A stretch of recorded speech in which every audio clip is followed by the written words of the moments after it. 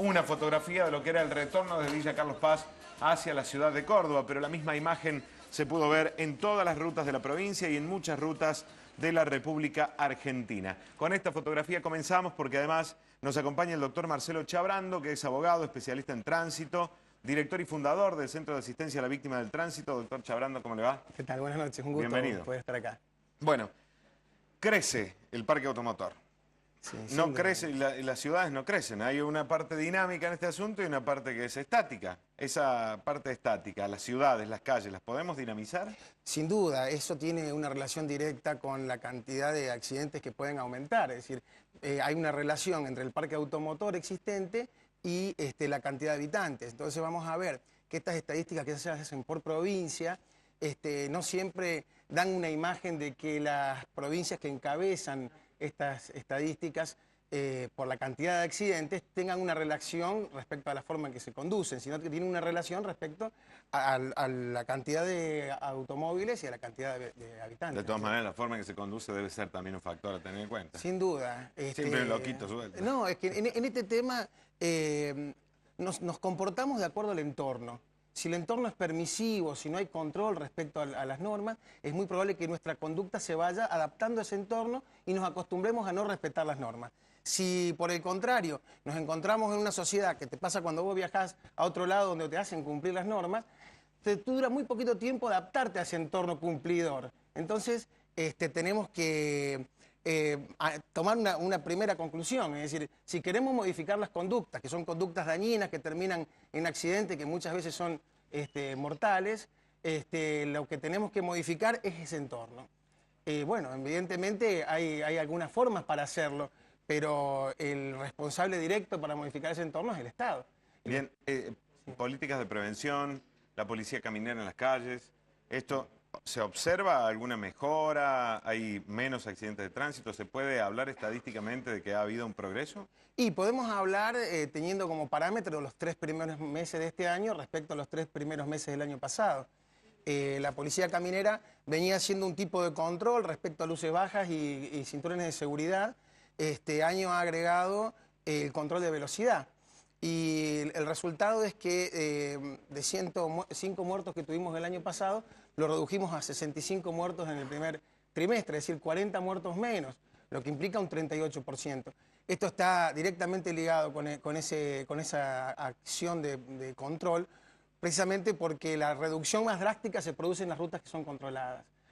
Es molesto, la gente no está acostumbrada a viajar a 110, pero bueno, tenemos que tener en cuenta que la velocidad tiene una relación con la gravedad de los daños y lesiones pero además, que se producen. si hablamos de respetar las reglas, en una ruta, la máxima es 110, esa norma tiene que ser tan rígida como que una luz roja de un semáforo no se puede pasar. Tal cual. Por eso muchas veces escucho que critican que los controles se hacen con la policía que no está preavisada.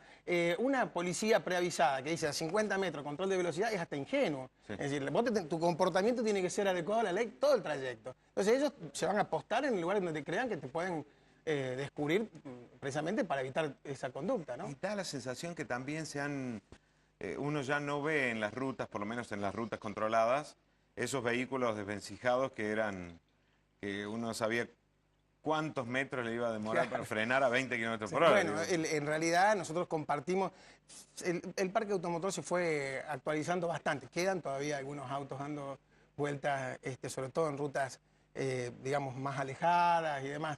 Pero el problema fundamental en la producción de los accidentes de tránsito es la conducta humana, no el parque automotor. Es decir, siempre termina recayendo en la responsabilidad en quien está al mando del vehículo.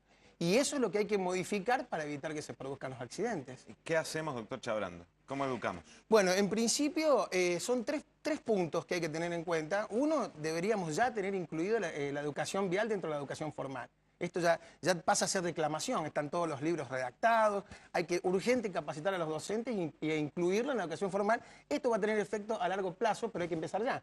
Sí, digamos, sí. Cuando los alumnos sean conductores... Si no se da el primer paso, no llegamos nunca al objetivo. El segundo tema es el momento en que el Estado entrega la licencia de conducir. Es decir, hay que ser rigurosos en el momento en que uno habilita a la persona de conducir. Pues yo no puedo ser que yo le regale una licencia y después lo vaya a castigar porque no conoce las normas. En realidad, primero tendría que tener todos los conocimientos al momento en que uno le dé la licencia. Y el último y fundamental paso es el control. El control entendido como detectar la infracción, hacerla cesar, labrarle el acta, juzgarla, inscribirla en un registro, es decir, todo un proceso de control hecho por partes no agota todo el problema. Nosotros tenemos una experiencia nefasta, por ejemplo, respecto a municipios que ponían esos radares o esas fotomultas, que llegaban a los 4 o 5 meses una foto que vos no sabías ni si habías pasado por ahí y si realmente era un exceso de velocidad, vos continuaste todo el trayecto con exceso de velocidad. Además, la única referencia del municipio era el lugar donde había sido la infracción y el remitente, ni siquiera el remitente de la multa, porque era un negocio. Era un negocio para unas empresas que se dedicaban a recaudar con este flagelo, ¿no? Que es la cuestión de la seguridad vial.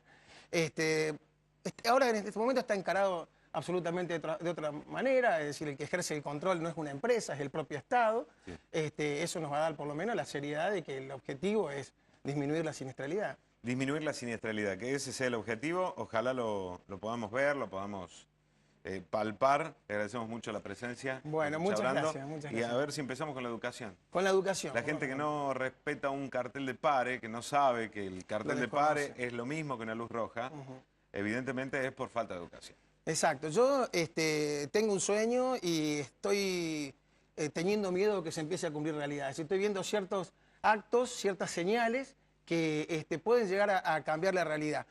De la misma manera que las personas comentan, vos cuando vas a Chile tenés que tener cuidado, cuando vas a Uruguay tenés que manejar con precaución. Cuando vas a Brasil, más de 90. Más de 90. Espero que se comente en el resto del país que cuando vengan a la provincia de Córdoba van a tener que tener cuidado porque van a ser detectados y sancionados. Gracias, doctor. No, gracias a usted. Nos vamos al primer corte. Córdoba se ve preciosa esta noche y vos estás participando llamándonos al 444-4482, 446-6564.